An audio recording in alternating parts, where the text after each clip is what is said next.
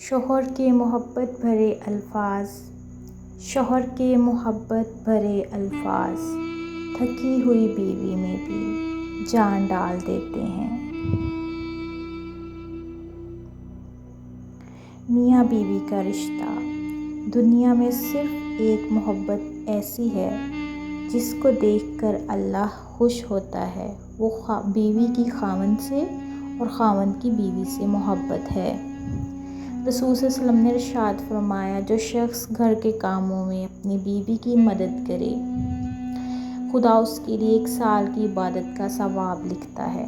ہر مرد کی بیوی اس کے لیے ہیرے کی طرح ہے اور دوسری عورتیں لوہا، تو پھر وہ شخص کیسے عقل مند ہو سکتا ہے جو ہیرے کو چھوڑ کر لوہے کا انتخاب کرے۔ نیک بیوی کا مقام، ایک حدیث میں آپ کا ارشاد ہے کہ جو شخص اپنے شوہر کی تابعدار ہو، جو عورت اپنے شوہر کی تابعدار ہو، اس کے لیے پرندے استغفار کرتے ہیں، مچھلیاں دریا میں استغفار کرتی ہیں۔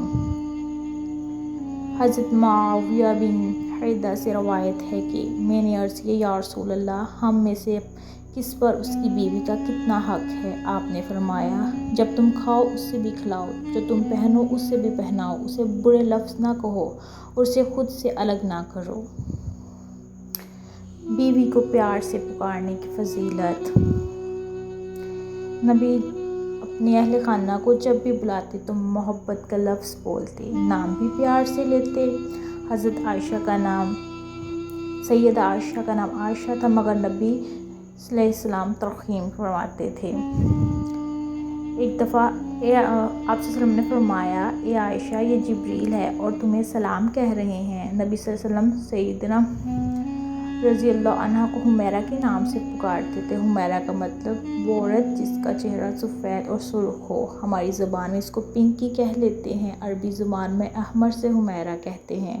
تو انسان پنکی یا روزی کہے، اس قسم کے محبت بھرے الفاظ کو بیوی کو بلانا سنت رسول ہے۔